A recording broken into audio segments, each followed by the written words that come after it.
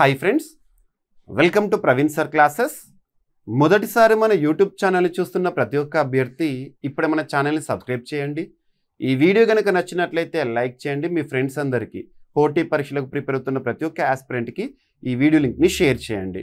ఇక ఈరోజు మే 12, 2025 వార్తలు నిలిచిన జాతీయ, అంతర్జాతీయ, రాష్ట్రీయ అంశాల గురించి, వార్తలు నిలిచిన వ్యక్తులు, అవార్డులు, పుస్తకాలు, మరి క్రీడా సంబంధిత సమాచారం, ఒక్కొక్క అంశాన్ని వివరంగా తెలుసుకుందాం. అంతకంటే ముందుగా నిన్నటి డైలీ కరెంట్ అఫైర్స్ వీడియోలో నేను ఇచ్చిన ప్రశ్నకి వివరణతో కూడిన సమాధానాన్ని చూద్దాము. సో ప్రశ్న వచ్చేసి గోల్డ్ రిజర్వ్స్ సంబంధించి అడిగాను. బంగారు నిల్వలు ప్రస్తుతం ఏ దేశం వద్ద ఎంత ఉన్నాయి, దానికి సంబంధించిన ర్యాంకింగ్స్ పైన క్వశ్చన్ ఇచ్చాను. ఈ టాపిక్ని మీరు last 3 days back Indian express పేపర్లో కూడా ప్రత్యేక ఆర్టికల్గా చూసారు. మనం ఈ టాపిక్ని 2024 ఇయర్లోనే డిస్కస్ చేశాము. సో దానిపైన క్వశ్చన్ ఇచ్చాను. అందులో కూడా కంటెక్స్ట్ ఏంటంటే, రీసెంట్గా మనం అబ్జర్వ్ చేస్తే బంగారు ధరలు ఆకాశాన్ని అందుకున్నాయని చెప్పేసి, విపరీతంగా పెరుగుతున్న బంగారు ధరలు అని చెప్పేసి, బంగారం గురించి ప్రతిరోజు వార్తాపత్రికలు చూస్తున్నాం. ఒక సగటు కుటుంబం ప్రతిరోజు కూడా మాట్లాడుకుంటున్న ఒక చర్చగా మిగిలింది. సో కాబట్టి బంగారు నిల్వలు వాస్తవానికి ఏ దేశానికైనా సంబంధించి ఆర్థిక స్థిరత్వం అనేది బంగారు నిల్వలపైనే ఆధారపడి ఉంటుంది. ఆర్థిక స్థిరత్వం ఒక దేశానికి సంబంధించి దేనిపైన ఆధారపడి ఉంటుందంటే ఆ దేశం వద్ద ఉన్న బంగారు నిల్వలపైన ఆధారపడి ఉంటుంది. మరియు ఆ దేశంలో కరెన్సీ ముద్రణ కూడా ఆ దేశం వద్ద ఉన్న బంగారు నిల్వలపైన ఆధారపడి ఉంటుంది అని చెప్పడంలో అతిశయోక్తి లేదు. At the same time currency rate ఉంటుంది కదా, ఆ మార్పిడి కూడా ఆ దేశం వద్ద ఉన్న బంగారు నిల్వలపైనే ఆధారపడి ఉంటుంది. సో ఇన్ని ఫ్యాక్టర్స్ ఉంటాయి, బంగారు నిల్వలు అనేవి ఒక దేశం వద్ద ఉంటాయి. మరి అటువంటిది ఫోర్బ్స్ వారు విడుదల చేస్తుంది. ఫోర్బ్స్ ప్రపంచ ప్రతిష్టాత్మక సంస్థ. ఫోర్బ్స్ అమెరికా కేంద్రంగా పనిచేస్తుంది, న్యూజెర్సీలో ఉంటుంది హెడ్ క్వార్టర్. సో ఫోర్బ్స్ వారు రకరకాల జాబితాలను రిలీజ్ చేస్తూ ఉంటారు. వారు 2024 ఇయర్లో రిలీజ్ చేసిన ర్యాంకింగ్స్ బంగారు నిల్వలకి సంబంధించి. సో క్వశ్చన్ చూడండి, బంగారు నిల్వలు ఏ దేశం వద్ద ఎంత మొత్తం ఉన్నాయన్న జాబితాను ఫోర్బ్స్ విడుదల చేస్తూ ఉంటుంది.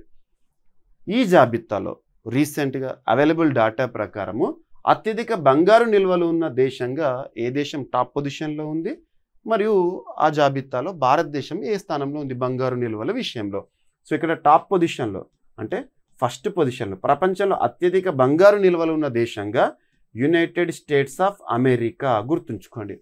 ఆ దేశం వద్ద ఈ ఫోర్బ్స్ వారు విడుదల చేసిన గణాంకాల ప్రకారం దాదాపు 8,134 టన్నుల బంగారం అనేది ఉందంటే అరౌండ్ 8,000 tons ఆఫ్ గోల్డ్ అనేది అమెరికా దగ్గర ఉంది.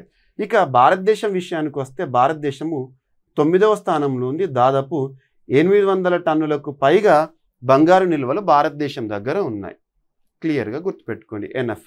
సో అమెరికా టాప్ పొజిషన్, భారతదేశం వచ్చేసి అత్యధికంగా బంగారు నిల్వలు ఉన్న దేశాల జాబితాలో 9వ స్థానంలో ఉంది. ఈ నెంబర్స్ అనేవి గుర్తుంచుకోవాల్సిన అవసరం లేదు, జస్ట్ రౌండ్ ఫిగర్గా గుర్తుంచుకుంటే చూడండి, ఎగ్జామినేషన్లో అడగకపోవచ్చు. అది కూడా చెప్పాను మీకు కాంటెక్స్ట్. బంగారం అనే టాపిక్ రెగ్యులర్గా వార్తాపత్రికల్లో చూస్తున్నాం కాబట్టి ఇది ఇక్కడ ఇచ్చాను.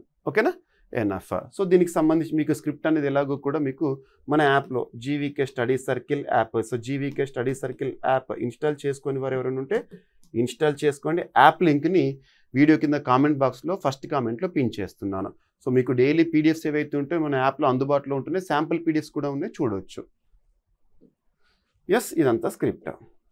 ఇక నెక్స్ట్ వచ్చేసేసి ఈరోజు ఫస్ట్ టాపిక్. సో రక్షణ రంగానికి సంబంధించి ఇటీవల కాలంలో చాలా టాపిక్స్ని మనం చూస్తున్నాము. ముఖ్యంగా రక్షణ రంగానికి సంబంధించి ఒక ఆస్పిరెంట్ ఏ అంశాలపైన ఎక్కువగా ఫోకస్ చేయాలంటే, ఒకటి ఇటీవల కాలంలో వార్తలు నిలుస్తున్న విన్యాసాలు, ఎక్సర్సైజెస్ ఇన్ న్యూస్, వార్తలు నిలుస్తున్న విన్యాసాలు మనం రెగ్యులర్గా డిస్కస్ చేస్తున్నాం.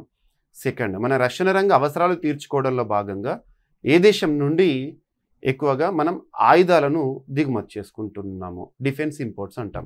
థర్డ్ వచ్చేసి ప్రపంచవ్యాప్తంగా లేదా అంతర్జాతీయ స్థాయిలో రక్షణ రంగానికి సంబంధించిన గణాంకాలను విడుదల చేస్తున్న నివేదికలు ఏవైతే ఉంటాయి, ఉదాహరణకు తీసుకుంటే సిప్రి రిపోర్ట్ అని చెప్పేసి, గ్లోబల్ ఫైర్ ఇండెక్స్ లాంటివి కానివ్వండి, ఇలాంటివి. నెక్స్ట్ వచ్చేసి ఇటీవల రక్షణ రంగానికి సంబంధించి జరుగుతున్న ఒప్పందాలు. నెక్స్ట్ పూర్తి స్వదేశీ పరిజ్ఞానంతో తయారవుతున్న ఆయుధ సంపత్తి గురించి కానివ్వండి, లేదంటే ఇటీవల కాలంలో డిఫెన్స్ అక్విజిషన్ కౌన్సిల్ భారతదేశంలో రక్షణ రంగానికి సంబంధించి వీటికి ఆమోదముద్ర వేసింది. ఎనఫ్. ఇక ఇక్కడ అబ్జర్వ్ చేస్తే ప్రస్తుతం భారతదేశంలో రక్షణ శాఖకి సంబంధించి రక్షణ శాఖ మంత్రిగా కేంద్ర మంత్రి ఎవరున్నారంటే రాజ్నాథ్ సింగ్ గారు విధులు నిర్వర్తిస్తున్నారు. నిన్నటి రోజున ఉత్తరప్రదేశ్ రాష్ట్రంలోని లక్నోలో ఒక యూనిట్ని ప్రారంభించారు. దేనికి సంబంధించిన యూనిట్ అంటే బ్రాహ్మోస్ క్షిపణుల తయారీ కేంద్రం అనేది మే 11, 2025 రోజున ఉత్తరప్రదేశ్ రాష్ట్రంలోని లక్నోలో ప్రారంభోత్సవంతో వార్తల్లోకి వచ్చింది. రక్షణ వ్యవహారాల శాఖ మంత్రి గారు ప్రారంభించారు.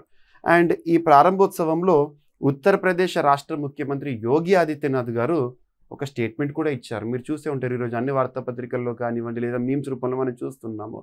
ఏమని ఇచ్చారు? బ్రహ్మోస్ క్షిపణి సామర్థ్యాన్ని తెలుసుకోవాలనుకుంటే పాకిస్తాన్ అడగండి, వాళ్ళకి తెలుసు దీని యొక్క సామర్థ్యం ఏంటి అని చెప్పేసి ఇటీవల కాలంలో మన కంటెక్స్ట్ కూడా ఉదాహరణగా తీసుకోవచ్చు. ఓకేనా? సో ఇదొకటి ఇంపార్టెంట్. ఇక బ్రహ్మోస్ విషయానికి వస్తే సో దీన్ని వివిధ ప్రాంతాల నుండి లాంచ్ చేయొచ్చు. లాంచింగ్ అనేది కూడా ఈజీగానే ఉంటుంది. సముద్ర తలం నుండి కానివ్వండి, ఉపరితలం నుండి కానివ్వండి, లేదా యుద్ధ విమానాల నుండి కానివ్వండి, ఇది అధునాతనమైన క్షిపణి లాంచ్ చేయొచ్చు. నిర్దేశించిన టార్గెట్ని యాక్యురేట్గా ఢీకొంటుంది. At the same time BrahMos ఈ పేరు వెనుక ఉన్న 2 నదులు. భారతదేశంలో అతిపెద్ద నది బ్రహ్మపుత్ర అండ్ రష్యాలో ఒక నది మాస్కోవా. ఈ 2 నదుల పేర్లు ఏవైతుంటే వాటి యొక్క కలయికగా బ్రహ్మోస్ని మనం చూడవచ్చు. ఎనఫ్. ఓకేనా? సో బ్రహ్మోస్కి సంబంధించి మనం అబ్జర్వ్ చేయొచ్చు. ఖచ్చితత్వం ఎలా ఉంటుందంటే అడ్వాన్స్డ్ గైడెన్స్ నావిగేషన్తో పిన్ పాయింట్కి దగ్గరగా ఉంటుంది. ఓకేనా? సో ఇటీవల కాలంలో రక్షణ రంగానికి సంబంధించి కొన్ని పదాలు చూడండి. ప్రెసిషన్ స్ట్రైకింగ్ అంటే ఏంటి, ఇలాంటివి అడగవచ్చు ఎగ్జామినేషన్లో. ఓకేనా? సరిపోతుంది.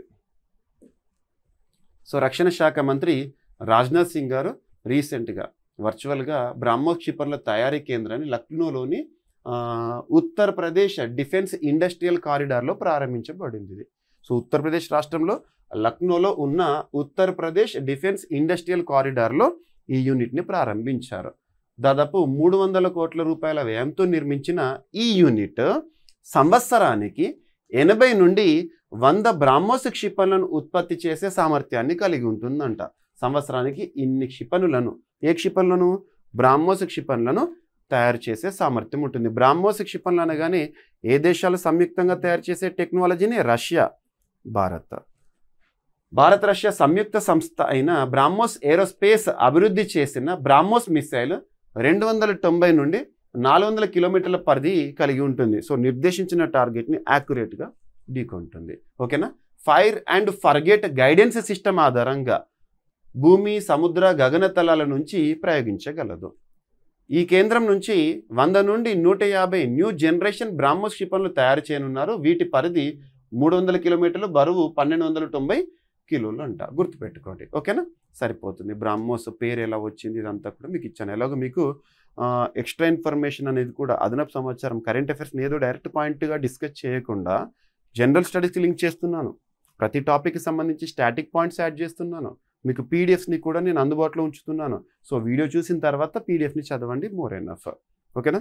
మనం చదివింది ఎంతవరకు గుర్తుంటుందని తెలుసుకోవడానికి ఎగ్జామ్స్ కూడా కీ రోల్ ప్లే చేస్తూ ఉంటాయి. సో టెస్ట్ సిరీస్ని కూడా మీకు నేను మన యాప్లో ప్రొవైడ్ చేశాను. అదే కోర్సులో చూడండి. ఇక నెక్స్ట్ రక్షణ రంగానికి సంబంధించి ఇటీవల కాలంలో చాలా అంశాలు చూస్తున్నాం. S-400 మిసైల్ సిస్టమ్ గురించి చూసాము, INS విక్రాంత్ గురించి చూసాము, హారోప్ డ్రోన్స్ గురించి చూసాము. ఇవన్నీ కూడా ప్రత్యేకంగా డిస్కస్ చేస్తున్నాను. సో మనం ఇప్పుడు కూడా చూస్తున్నాం. ఈరోజు May 12th సో ఇరు దేశాలకు సంబంధించిన చర్చలు ఉన్నాయి. భారత్ పాకిస్తాన్కి సంబంధించి మరి ప్రస్తుతం అయితే సీజ్ ఫైర్ అనేది ఈ నిబంధన అమల్లో ఉంది. ఎంతవరకు ఉంటుంది? భారత్ చేస్తున్న డిమాండ్ ఏంటంటే POK మరియు ఆ ఉగ్రవాదులను భారత్కి అప్పగించాలని, ఇలాంటి డిమాండ్స్ ఉన్నాయి. సో చూడాలి ఎలాంటి పరిస్థితులు ఉంటాయని చెప్పేసి. యాజ్ ఆన్ ఈ వీడియో షూట్ చేసే సమయానికి ఇంకా చర్చలు ఏవైతే ఉంటే ముగియలేదు కాబట్టి వాటికి సంబంధించిన ఏమన్నా మనము డిస్కస్ చేసేది ఉంటే రేపటి క్లాస్లో చూస్తాము. ఓకేనా? సో ఇక్కడ సరిహద్దుల్లో సేవల కోసము హ్యూమనాయిడ్ రోబో. ప్రస్తుతం చూడండి, ఒకప్పుడు యుద్ధం అంటే సైన్యం 2 లేదా అంతకంటే ఎక్కువ దేశాలు యుద్ధంలో తలపడ్డా కూడా దేశాలకు సంబంధించి ఒక సామెత కూడా ఉండేది, పోతే సైన్యం వస్తే రాజ్యం అని చెప్పేసి. ఇలాంటి సామెతలు మీరు వింటారు, పోతే సైన్యం వస్తే రాజ్యం అని. కానీ ఇప్పుడు చూడండి, టెక్నాలజీ పెరిగింది. మారుతున్న కాలానికి అనుగుణంగా ప్రతి దేశం కూడా అడుగులేస్తోంది. సరిహద్దులో మనం రీసెంట్గా చూడండి, మే 7th ఆపరేషన్ సింధూర్లో భాగంగా మనం చేసిన పాకిస్తాన్ పైన చేసిన మనం స్ట్రైక్స్ ఏవైతే ఉంటాయో, ముఖ్యంగా ఉగ్రవాదుల స్థావరాలను టార్గెట్ చేసి మనం లాంచ్ చేశాము, మిసైల్స్ని లాంచ్ చేశాము. వాళ్ళ దేశంలోకి వెళ్లకుండా మన దేశ సరిహద్దు నుండి ప్రెసిషన్ స్ట్రైకింగ్స్ చేశాము. యాక్యురేట్గా ఉగ్ర స్థావరాలను, ఉగ్రవాద శిబిరాలు ఏవైతే ఉంటాయో, శిక్షణ స్థావరాలు ఉంటాయో వాటిని మాత్రమే, అక్కడ కామన్ పీపుల్కి నష్టం జరగకూడదు, సైన్యానికి నష్టం జరగకూడదు అని చెప్పేసి భారత్ విజయవంతమైంది. దాదాపు 100 మందికి పైగా ఉగ్రవాదులు హతమయ్యారు. ఇవన్నీ మనం చూస్తున్నాం టెక్నాలజీలో భాగంగా. ఓకేనా? సో ఇక్కడ అబ్జర్వ్ చేస్తే మరి పాకిస్తాన్ ఏం చేస్తుంది? డ్రోన్స్ పంపుతోంది. వాళ్ళకి ఇచ్చిన డ్రోన్స్ ఏంటి? తుర్కీ ఇచ్చింది, టర్కీ. ఇక్కడ అబ్జర్వ్ చేస్తే లాస్ట్ ఇయర్ మనము ఎర్త్క్వేక్, టర్కీ సిరియా ప్రాంతంలో తీవ్ర భూకంపం సంభవించినప్పుడు మనము టర్కీకేమో ఆపరేషన్ దోస్త్ అని సాయం అందిస్తే వాళ్ళేమో ఆపరేషన్ డ్రోన్ అనుకుంటూ పాకిస్తాన్కి ఇస్తున్నారు. ఇది విశ్వాసం అంటే ఈ రోజులలో. ఓకేనా? సో ఇక్కడ అబ్జర్వ్ చేస్తే మరి రానున్న రోజుల్లో సైన్యం పాత్రని కూడా రోబోలు నిర్వహిస్తాయని చెప్పడంలో అతిశయోక్తి లేదు. అందులో కూడా ఆండ్రూ హ్యూమనాయిడ్ రోబోస్, మీరు రోబో మూవీ చూస్తుంటారు చిట్టి అని చెప్పేసి, సేమ్ అలాంటిదే. ఇక రానున్న రోజుల్లో సైన్యంలో సేవలు అందిస్తారు. సింపుల్గా చెప్పాలంటే బార్డర్లో ఇలాంటి రోబోలను కవచంలో పెట్టేస్తే సరిపోతుంది. అలాంటి ఒక టెక్నాలజీ డిఆర్డిఓ డెవలప్ చేస్తుంది. సో ఇక్కడ DRDO, defence research development organisation, defence research development organisation భారతదేశంలో రక్షణ రంగానికి సంబంధించి పనిచేస్తున్న అత్యున్నత సంస్థ. డిఆర్డిఓకి ప్రస్తుతం చీఫ్గా సమీర్ వి కామత్ గారు ఉన్నారు. సమీర్ వి కామత్ గారు ఉన్నారు. ఓకేనా? అండ్ నెక్స్ట్ వచ్చేసి సరిహద్దులో సేవల కోసం హ్యూమనాయిడ్ రోబో, డిఆర్డిఓ నుంచి సైనిక అవసరాలకు రోబోటిక్ మద్దతు అనేది రాబోతోంది. ఎవరు తయారు చేస్తున్నారు చూడాలి ఇక్కడ. ఓకేనా? భారత రక్షణ పరిశోధన సంస్థ డిఆర్డిఓ సరిహద్దుల్లో సైనికుల ప్రాణ నష్టాన్ని తగ్గించేందుకు హ్యూమనాయిడ్ రోబోను అభివృద్ధి చేస్తుంది. ఈ రోబోను రీసెర్చ్ అండ్ డెవలప్మెంట్ ఎస్టాబ్లిష్మెంట్, డిఆర్డిఓకి అనుబంధంగా పనిచేస్తున్న సంస్థ అభివృద్ధి చేస్తోంది. Centre for systems and technologies for advanced robotics director S E Talole గారి ప్రకారం ఇది 4 ఏళ్లుగా అభివృద్ధిలో ఉందంట. ఈ రోబో ఆపరేటర్ ఆదేశాలను అర్థం చేసుకొని, మనం ఇచ్చే కమాండ్స్ ఉంటాయి కదా, ఆ కమాండ్స్ని అర్థం చేసుకొని అటవీ పర్వత ప్రాంతాల్లో కూడా పని చేయగలిగే సామర్థ్యం ఉంటుంది. సో అద్భుతం, ఇలాంటివి రావాలి. ఇటీవల పూణేలో నిర్వహించిన జాతీయ వర్క్షాప్లో దీన్ని ప్రదర్శించారంట. ఇది మానవుల్లా నడుస్తూ క్లిష్టమైన బాధ్యతలను కూడా నిర్వహించగలే సామర్థ్యం ఉంటుంది. ఓకేనా? డిఆర్డిఓ 1958లో స్థాపించబడింది. డిఫెన్స్ రీసెర్చ్ డెవలప్మెంట్ ఆర్గనైజేషన్, కేంద్రం వచ్చేసి న్యూఢిల్లీ. అండ్ R&DE డిఆర్డిఓకి చెందిన పూణే కేంద్రము. అండ్ హ్యూమనాయిడ్ రోబో అంటే మానవ ఆకృతిలో మానవుల్లాగానే ఉండే ఒక మెషిన్, సింపుల్గా రోబో. ఓకేనా? భారత్కి ఇదే మొదటి సైనిక హ్యూమనాయిడ్ ప్రోటోటైప్, ప్రత్యేకించి సరిహద్దుల క్లిష్ట నిమిషాలకు అభివృద్ధి అంట. గుర్తుపెట్టుకోండి అన్న రక్షణ రంగానికి సంబంధించి ఇది కూడా.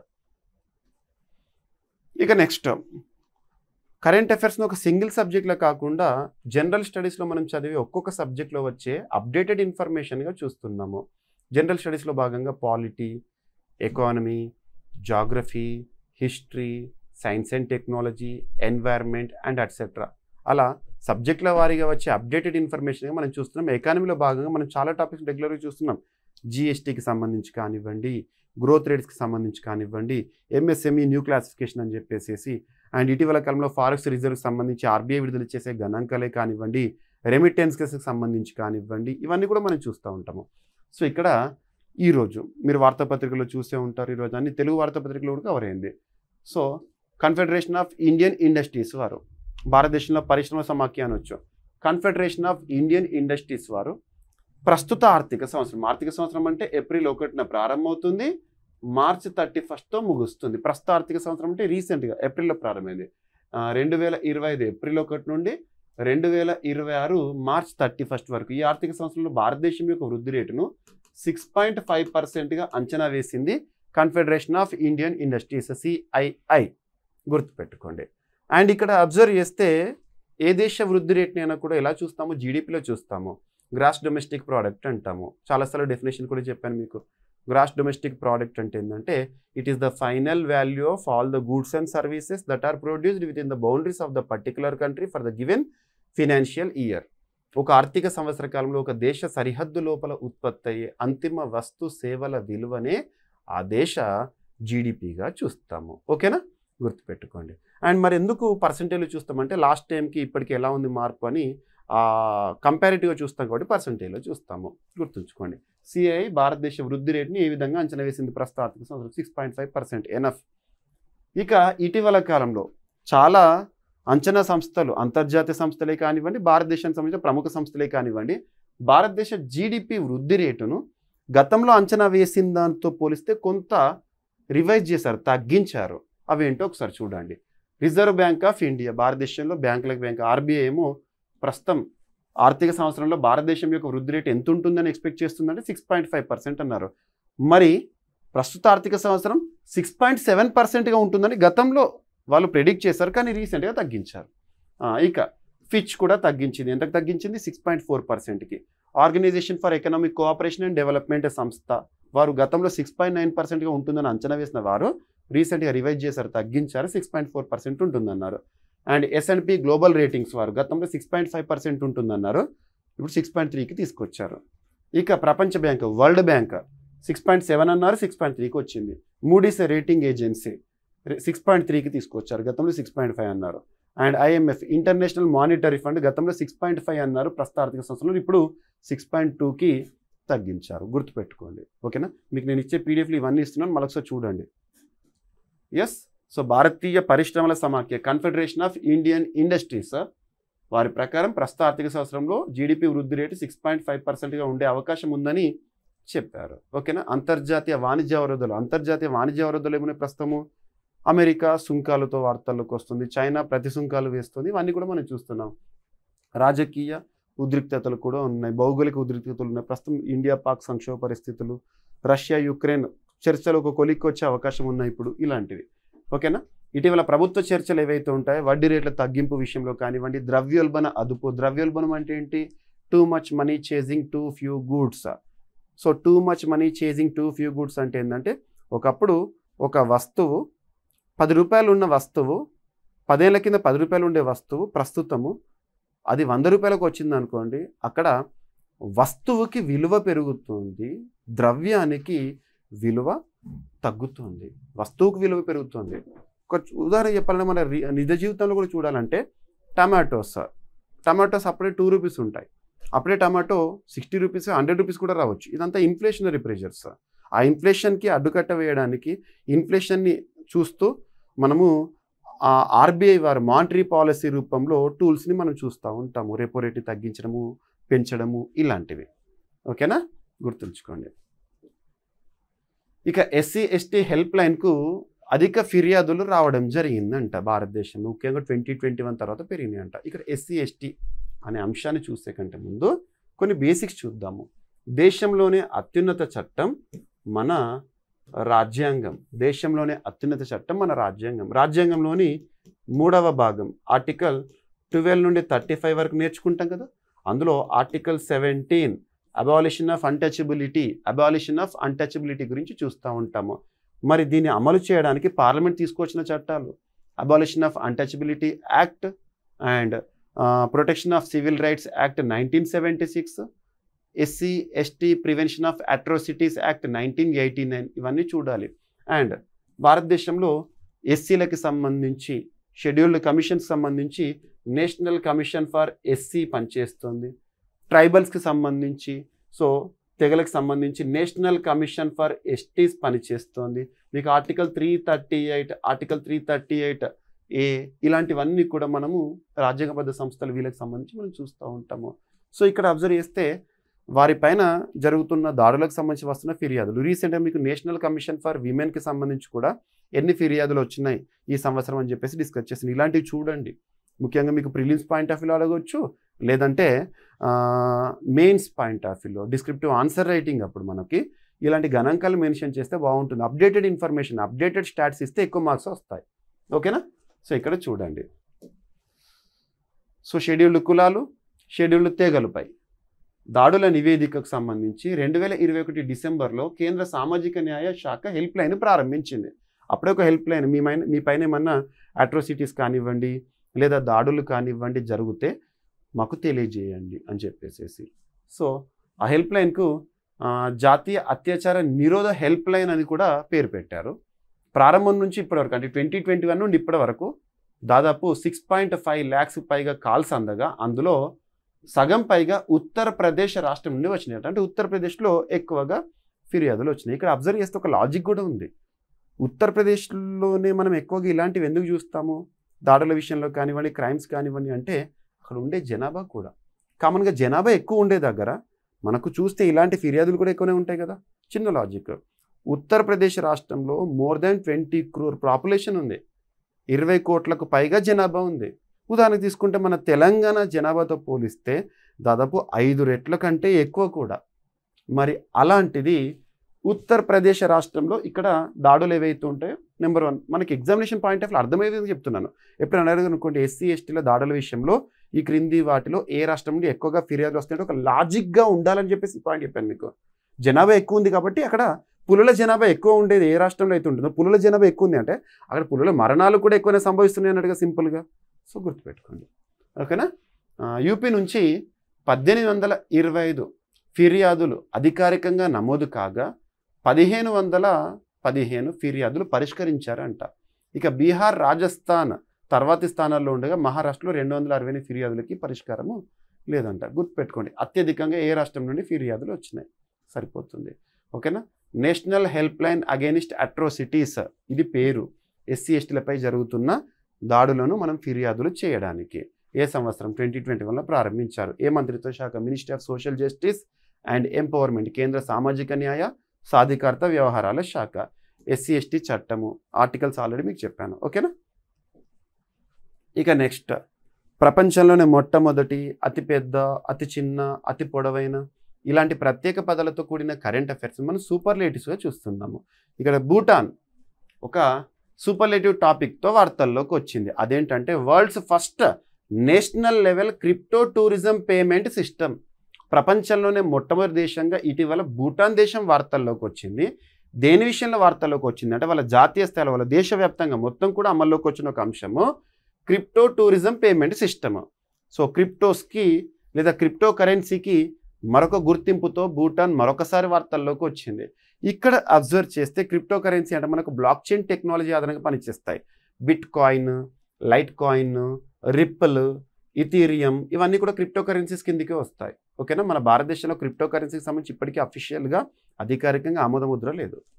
ఓకేనా. భూటాన్లో ప్రపంచ తొలి క్రిప్టో టూరిజం పేమెంట్ సిస్టమ్ అనేది ప్రారంభమైంది. ఇక భూటాన్ మనం దేశం గురించి మాట్లాడుకుంటున్నాం కాబట్టి భూటాన్ లొకేషన్ అనేది తెలియాలి. ఎక్కడ ఉంటుంది? ఇక్కడ ఉంటుంది భూటాన్ లొకేషన్. వరల్డ్ మ్యాప్ మీకు ఏదైనా ప్రాంతం గురించి డిస్కస్ చేస్తే మ్యాప్ పైన చూపిస్తున్నాను. భూటాన్ ప్రభుత్వము బినాన్స్ పే మరియు డీకే బ్యాంక్, అక్కడ భూటాన్కి సంబంధించిన బ్యాంకులు ఇవి, నిర్వహణ సంస్థలు ఇవి. ఓకేనా. వారి భాగస్వామ్యంలో ప్రపంచంలోనే తొలి జాతీయ స్థాయి క్రిప్టో పేమెంట్ టూరిజం వ్యవస్థను ప్రారంభించింది. ఈ విధానం ద్వారా ఆ దేశంలో పర్యాటకులు తమ దేశంలో విమాన టిక్కెట్లు కానివ్వండి, వీసాలకి సంబంధించి కానివ్వండి, హోటల్ బుకింగ్స్ కానివ్వండి, స్థానిక ఫలాలు ఏవైతే ఉంటాయో అక్కడ పర్చేజ్ చేయడానికి దానికి సంబంధించి ఇతరితర అవసరాల కోసం టూరిస్టర్స్ క్రిప్టో కరెన్సీ ద్వారా చెల్లింపులు చేయగలుగుతారు అంట. క్రిప్టో కరెన్సీ ద్వారా చెల్లింపు చేసే వ్యవస్థ ముఖ్యంగా టూరిజం సెక్టార్లో ప్రపంచంలో తొలిసారి భూటాన్లో చూడడం జరిగింది. టూరిజాన్ని ప్రోత్సహించడమే కాకుండా భూటాన్లో ఆర్థిక సంపూర్ణత ఇది తోడ్పడుతుందంట. ఓకేనా. బినాన్స్ అనే ఒక యాప్ భూటాన్కి సంబంధించి. ఓకేనా. సో సరిపోతుంది, ఎనఫ్. ఇంకేంటి? సో భూటాన్ హిమాలయ ప్రాంత దేశము, గుర్తుపెట్టుకోండి సరిపోతుంది. బ్లాక్ చైన్ టెక్నాలజీ ఆధారంగా రియల్ టైం చెల్లింపులు మరియు క్యూఆర్ కోడ్ ఆధారిత లావాదేవీలు ఇందులో భాగంగా నిర్వహించుకోవచ్చు అంట. ఓకేనా. సో ఎగ్జామినేషన్లో అడగవచ్చు, ఇటీవల ప్రపంచంలో తొలిసారి క్రిప్టో టూరిజం పేమెంట్ సిస్టమ్ ఏ దేశంలో ప్రారంభించింది? సర్వసాధారణంగా సూపర్లేటివ్ టాపిక్స్ గురించి మనం క్వశ్చన్స్ ఎలా ఎక్స్పెక్ట్ చేయొచ్చు అంటే సింగిల్ లైన్లో ఎక్స్పెక్ట్ చేయొచ్చు. క్లియర్. భూటాన్ తింపు. నెక్స్ట్, భారతదేశపు మొట్టమొదటి హైడ్రోజన్ ట్రక్, ఇది కూడా సూపర్లేటివ్ టాపిక్. భారతదేశంలోనే మొట్టమొదటి హైడ్రోజన్ ట్రక్. సో ట్రక్ ఏ సంస్థ? ఆదాని సంస్థ నుండి. సో ఇక్కడ అబ్జర్వ్ చేస్తే ఆదాని నుంచి గ్రీన్ టెక్నాలజీ ప్రారంభం. Adani group deploys India's first hydrogen powered truck for mining logistics. Mining logistics విషయంలో మొదటిసారి హైడ్రోజన్ పవర్డ్ ట్రక్ని ఇటీవల ఏ సంస్థ తీసుకొచ్చింది అంటే ఆదాని గ్రూప్. డైరెక్ట్గా గుర్తుంచుకోండి సంస్థ పేరు. ప్రస్తుతం ప్రపంచమంతా గ్రీన్ ఎనర్జీ లేదా హరిత ఇంధనం వైపు పయనిస్తోంది. పొల్యూషన్ని తగ్గించాలి, ఎలక్ట్రిక్ వెహికల్స్కి ఇంపార్టెన్స్ ఇవ్వాలి, హైడ్రోజన్ ఇంధనానికి ఇంపార్టెన్స్ ఇవ్వాలి. అందులో భాగంగా అదానీ ఎంటర్ప్రైజెస్ లిమిటెడ్ అభివృద్ధి చేసిన భారతదేశపు తొలి హైడ్రోజన్ ఇంధన సెల్ ట్రక్ను 2025 మేలో రీసెంట్గా ప్రారంభించారు. ఈ ట్రక్ల ద్వారా మీరు ఈరోజు అన్ని వార్తాపత్రికలు చూసుంటారు. ఈ ట్రక్ల ద్వారా కాలుష్యరహిత రవాణా విధానాన్ని ప్రోత్సహించడంతో పాటు డీజిల్ వాహనాలని భర్తీ చేయడం అనేది లక్ష్యం. కామన్గా కన్వెన్షనల్ ఏవైతుంటే వాటికి రిప్లేస్మెంట్, ఆల్టర్నేట్. సో డీజిల్ అంతెందుకు ఢిల్లీలో కాలం చెల్లిన డీజిల్ వెహికల్స్ కానివ్వండి వీటన్నిటిని కూడా పక్కన పెట్టేస్తున్నారు. అలాగా ఓకేనా. ఒక్కో ట్రక్ 3 హైడ్రోజన్ ట్యాంకులతో 200 కిలోమీటర్ల పరిధిలో 40 టన్నుల బరువు సరుకును రవాణా చేయగలుగుతుందంట. రీసెంట్గా ఇది ఎక్కడ ప్రారంభమైంది, మరి ఎక్కడ సేవలకు అందుబాటులోకి వచ్చింది అంటే ఛత్తీస్గఢ్ రాష్ట్ర ముఖ్యమంత్రి విష్ణుదేవ్ సాయి గారు. ఛత్తీస్గఢ్లో ప్రస్తుతం అధికారంలో ఉన్న party BJP, Bharatiya Janata party. ఓకేనా. అక్కడ నవరాయ్పూర్లో మొదటి ట్రక్ను ప్రారంభించారు. సో చూసే ఉంటారు మీరు. ఈ ట్రక్ గ్యారేపెల్మా 3 బ్లాక్ నుంచి రాష్ట్ర విద్యుత్ ప్లాంట్కు బొగ్గు రవాణా కోసము మైనింగ్ లాజిస్టిక్స్ అన్న కదా ఉపయోగపడుతుంది. హైడ్రోజన్ ఫ్యూయల్ సెల్ వాహనాలు శుద్ధమైన నీరు ఉత్పత్తి చేస్తాయి, కార్బన్ ఉద్గారాలు ఉండవు ఇందులో. ఇంధన సెల్ హైడ్రోజన్ను విద్యుత్తుగా మారుస్తుంది, ఇది మోటార్ను నడపడానికి ఉపయోగపడుతుంది. ఓకేనా. అదానీ ఎంటర్ప్రైజెస్ భారతదేశంలో గ్రీన్ ఎనర్జీ, గ్రీన్ హైడ్రోజన్ రంగంలో ముందుండే సంస్థగా చెప్పొచ్చు. ఎస్. ఇక భారత్ యొక్క లక్ష్యం వచ్చేసి 2070 నాటికి నెట్ జీరో ఎమిషన్స్ని సాధించాలి. మనం కాప్ సదస్సుల్లో మోదీ గారు ప్రకటించిన పంచామృతిలో భాగంగా ఈ టార్గెట్ ఇంపార్టెంట్. ఇక మరొక సూపర్ లేవ్ టాపిక్ జస్ట్ గుర్తుంచుకోండి సింగిల్ లైన్లో. రీసెంట్గా అండమాన్లో అఫీషియల్గా న్యూస్లోకి వచ్చింది. ఈ ఫోటో కూడా అదే. ఈరోజు హిందూ పేపర్లో మీరు చూస్తుంటారు, May 12, 2025 హిందూ పేపర్లో ఇచ్చారు డైరెక్ట్గా. సో ప్రపంచంలోనే అతి పొడవైన బనానా రిలేటెడ్ అరటి ఫలదాలం అండమాన్లో బయటపడింది. దాన్ని ప్రత్యేకంగా భద్రపరిచారు. ఓకేనా. దాని యొక్క సైంటిఫిక్ నేమ్ ఏంటంటే ముసా ఇండెండామెన్సిస్. ఓకేనా. ముసా ఇండెండామెన్సిస్. సో అండమాన్ నికోబార్ దీవుల్లో అరుదైన అరటి జాతి. సో ముసా ఇండెండామెన్సిస్ అది దాదాపు ఎంత అంటే 4.2 మీటర్స్ పొడవైన ఫలదాలము. ఓకేనా. దాంతో కూడిన ఒక గుర్తింపు. సో ప్రపంచంలో అతి పొడవైన అరటి ఫలదాలం ఇటీవల ఇక్కడ అండమాన్. దాని యొక్క సైంటిఫిక్ నేమ్ ఏంటి సరిపోతుంది. ఈ జాతి అండమాన్కు ప్రత్యేకమైన అంశంగా చెప్పవచ్చు. ఓకేనా. గుర్తుంచుకోండి అరటి. ఇక నెక్స్ట్ వచ్చేసేసి 18న సో కమింగ్ May 18th రోజున అంటే కమింగ్ సండే రోజున రోదస్లోకి రీశాట్ 1B ఉపగ్రహ ప్రయోగం అనేది చూడబోతున్నాం. రీశాట్ 1B ఉపగ్రహ ప్రయోగము. సో ఇక్కడ అబ్జర్వ్ చేస్తే ఏదైనా ఉపగ్రహ ప్రయోగము లేదా శాటిలైట్ లాంచ్ అనగానే మనకు ఫస్ట్ గుర్తుకు రావాల్సింది ఏంటంటే లాంచ్ వెహికల్ గుర్తుకు రావాలి. లాంచ్ వెహికల్ అంటే మనం తెలుగులో రాకెట్ అంటాం కదా. సో రాకెట్ ఏదైతే ఉంటుందో రాకెట్లో ముందు భాగంలో పేలోడ్ పంపిస్తారు. Payload that may be satellite or anything. So payload ముందు భాగంలో ఉంటుంది. ఇదంతా మండుతూ ఉంటుంది కదా. ఓకేనా.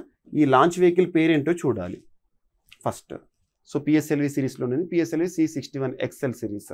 నెక్స్ట్ వచ్చేసి పంపబోయే శాటిలైట్ ఏంటి, రీశాట్ 1B.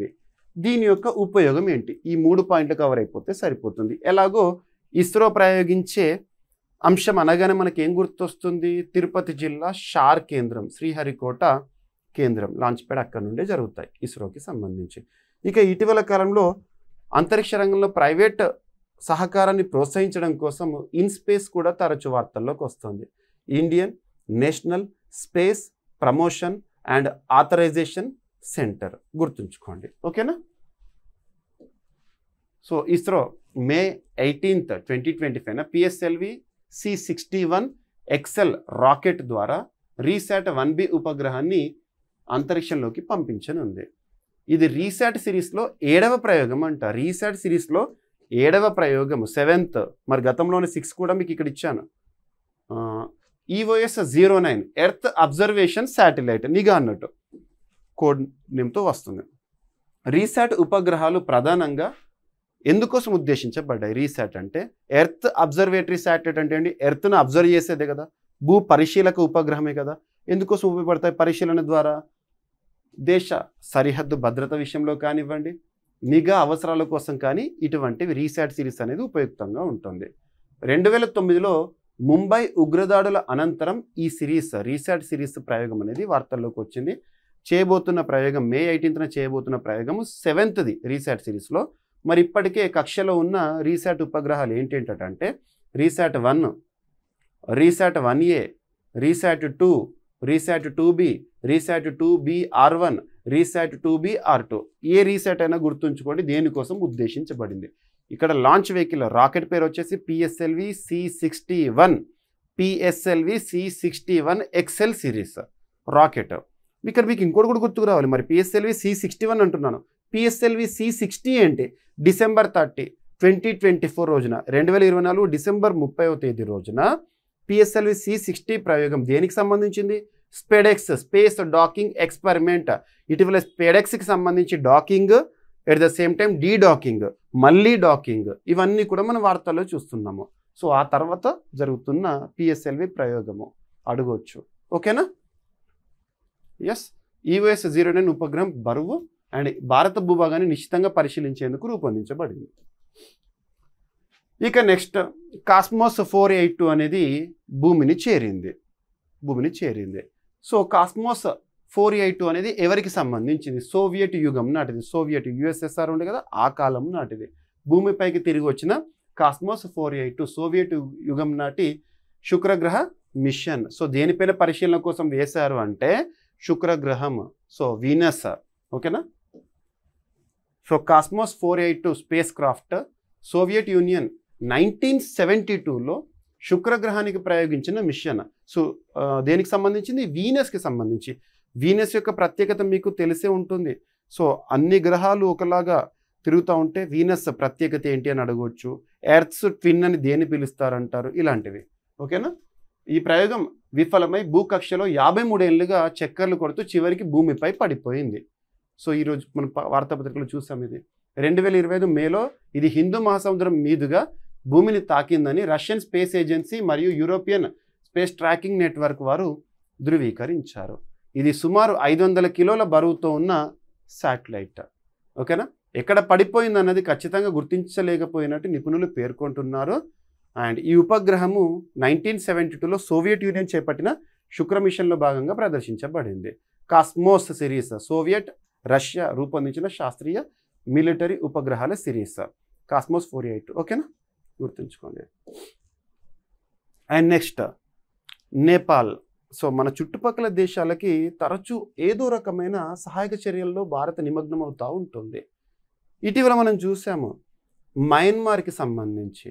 సో మయన్మార్కి సంబంధించి సాయంలో భాగంగా అక్కడ ఎర్త్క్వేక్ ప్రభావితం మయన్మార్కి సాయంలో భాగంగా ఆపరేషన్ బ్రహ్మాని కానివ్వండి, గతంలో మాల్దీవ్స్కి సంబంధించి కరోనా విపత్కర పరిస్థితుల్లో మనం వాళ్ళకు ప్రత్యేకంగా ఆపరేషన్ సంజీవని అని చెప్పేసి, ఇటీవల బంగ్లాదేశ్కి ప్రత్యేకంగా ఇలాంటి సాయం మనం చేస్తూనే ఉన్నాము.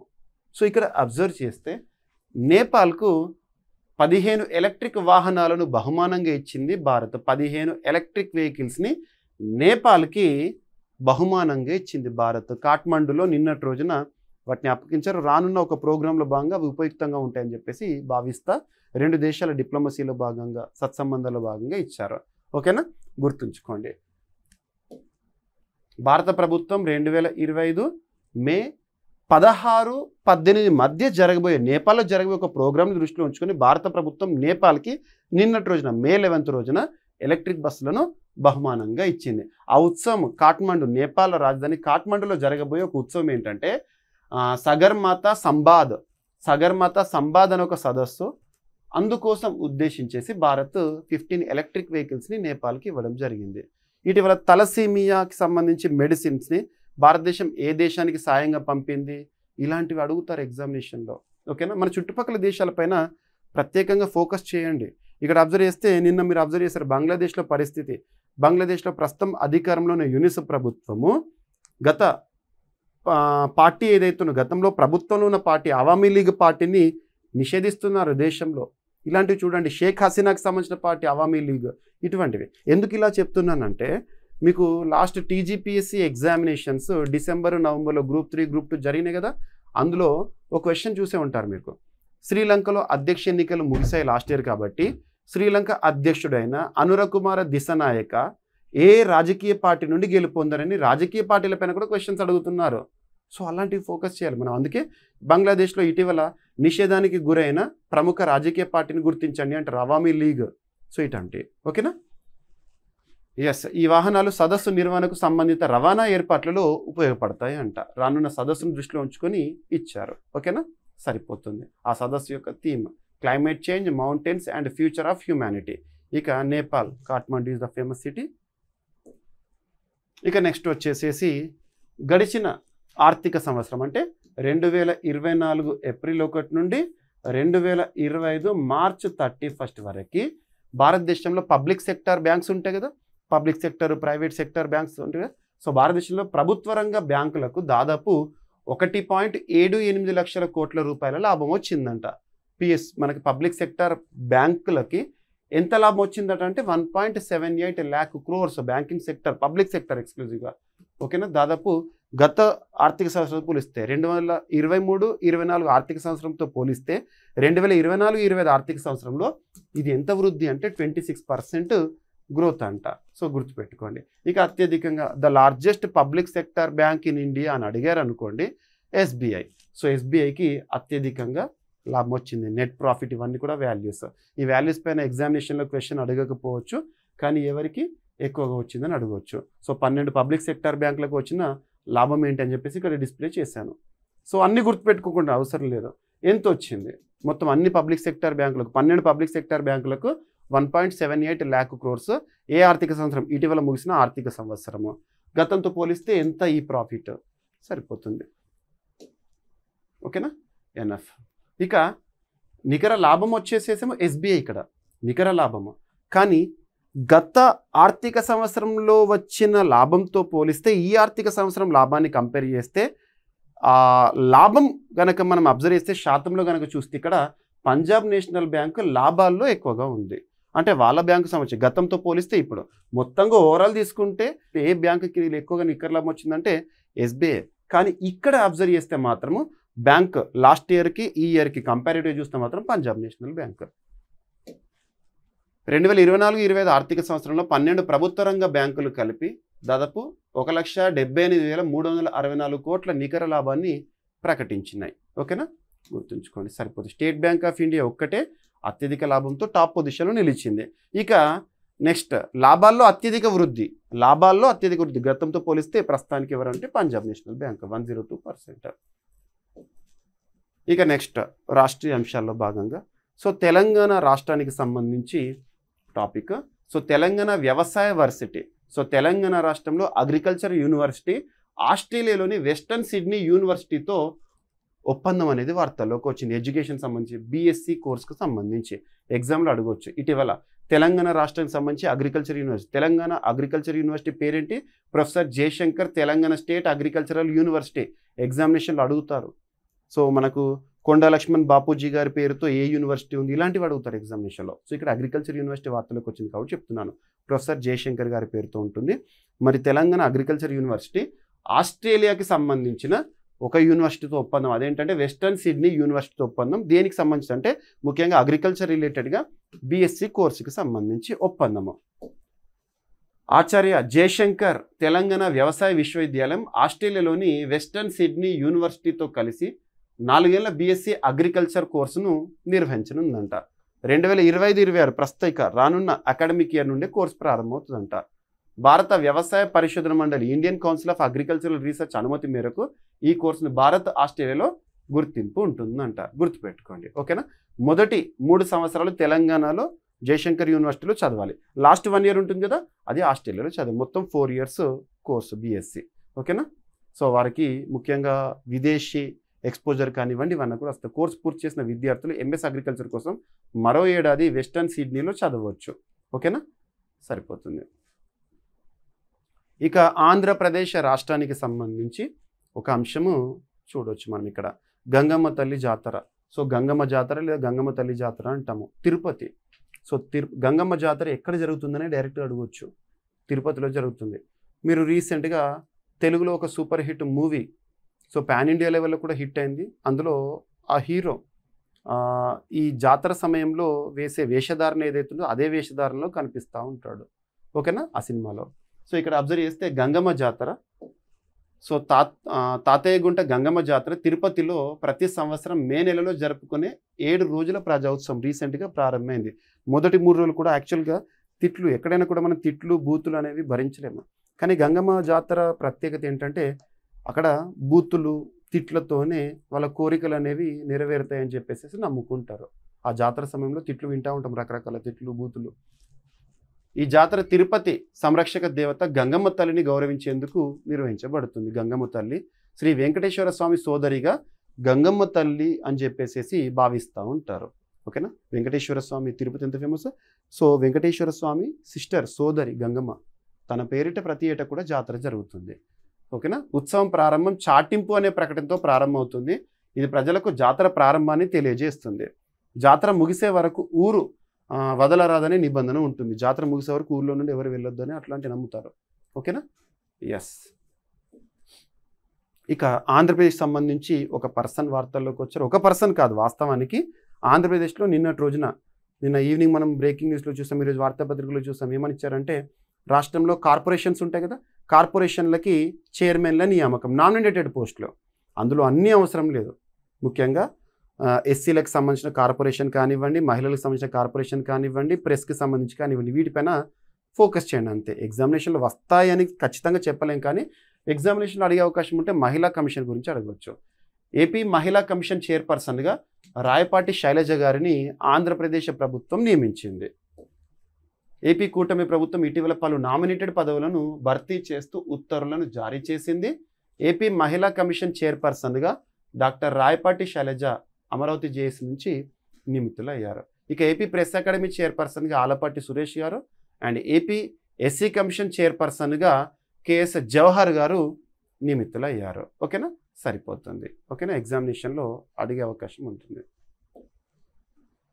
ఇక NALSA, national legal services authority, NALSA చట్టబద్ధంగా ఏర్పడింది. నల్సా యాక్ట్ 1987 మీకు తెలిసే ఉంటుంది.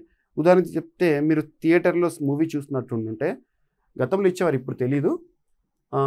కామన్గా నల్సా గురించి యాడ్స్ ఇచ్చేవారు.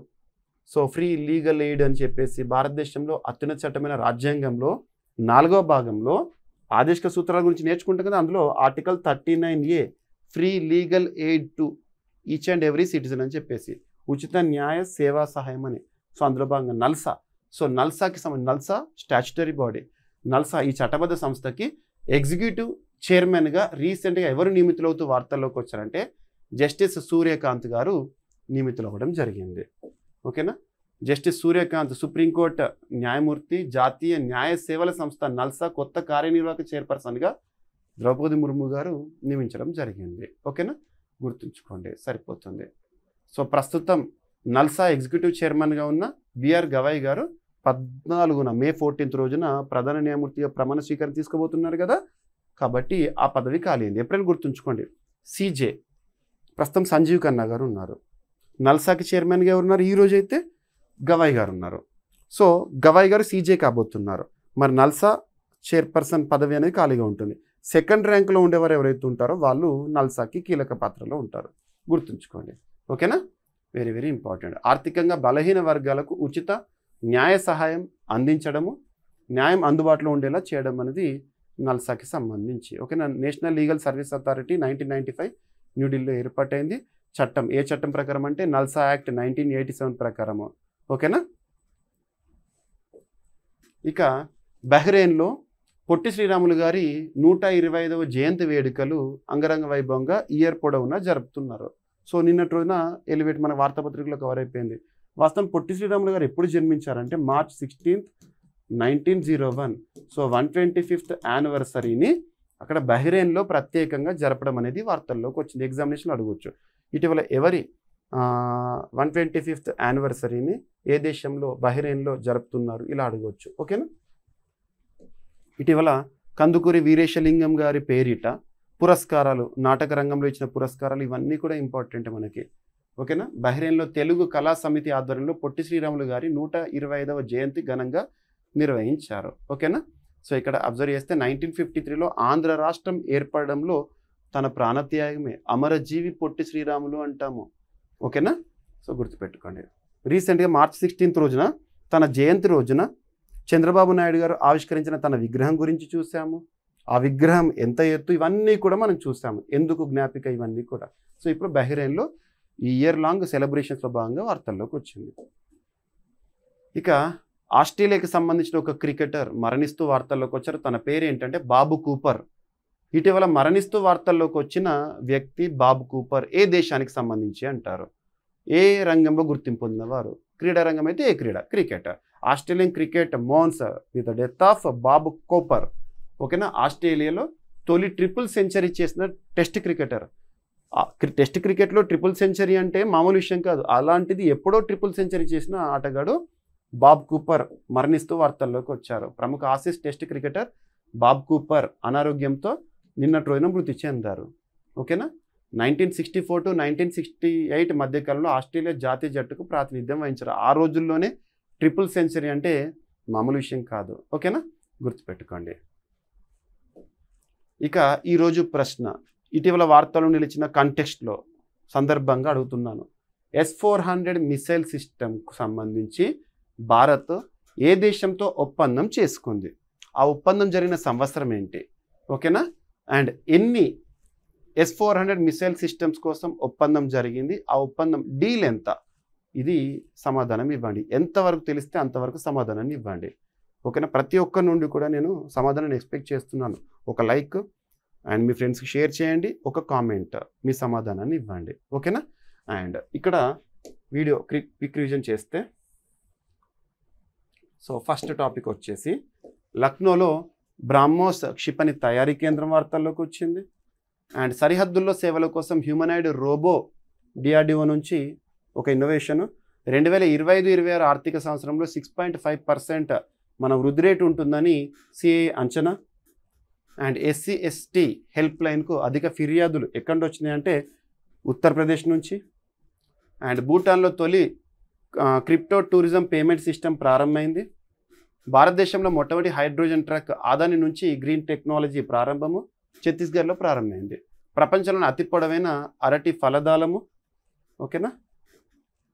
నెక్స్ట్ 18న రోదసిలోకి రీశాట్ 1B ఉపగ్రహం అనేది. And PSLV C61XL rocket. And భూమిపైకి వచ్చిన కాస్మోస్ 482 1972లో ప్రయోగించింది. అండ్ భారత్ నుంచి నేపాల్కు 15 ఎలక్ట్రిక్ వాహనాలను బహుమతిగా ఇవ్వడం జరిగింది. ప్రభుత్వ రంగ బ్యాంకులకు 1.78 lakh crores లాభం అనేది వచ్చింది. అండ్ తెలంగాణ వ్యవసాయ వర్సిటీ మరియు ఆస్ట్రేలియా వెస్టర్న్ సిడ్నీ యూనివర్సిటీతో ఒప్పందము BSc అగ్రికల్చర్ రిలేటెడ్గా. తిరుపతిలో గంగమ్మ జాతర ఉత్సవాలు ప్రారంభమైన వారం పాటు. ఏపీ మహిళా కమిషన్ చైర్పర్సన్గా మరియు ఇతర కమిషన్లకి చైర్పర్సన్ల నియామకం అనేది వార్తల్లోకి వచ్చింది. నల్సా ఎగ్జిక్యూటివ్ చైర్పర్సన్గా జస్టిస్ సూర్యకాంత్ గారు నియమితులవ్వడం. బహ్రెయిన్లో పొట్టి శ్రీరాములు 125 జయంతి వేడుకలు జరుగుతున్నాయి. బాబ్ కూపర్ మరణిస్తూ వార్తల్లోకి వచ్చారు. ఆస్ట్రేలియా తరపున ట్రిపుల్ సెంచరీ చేసిన తొలి క్రీడాకారుడు క్రికెటర్. S-400 మిసైల్ సిస్టమ్కు సంబంధించి భారత్ ఏ దేశంతో ఒప్పందం చేసుకుంది? ఏ సంవత్సరంలో ఒప్పందం జరిగింది? ఒప్పందం విలువ ఎంత? ఎన్ని మిసైల్ సిస్టమ్స్ కోసము? ప్రతి ఒక్కరు సమాధానం ఇవ్వండి. ఏమైనా మిస్లేనియస్ టాపిక్స్ ఉన్నాయనుకోండి, నో నీడ్ టు వర్రీ. రేపటి క్లాస్లో జోడించి మళ్ళీ డిస్కస్ చేద్దాము. రేపు కలుద్దాం. Thank you.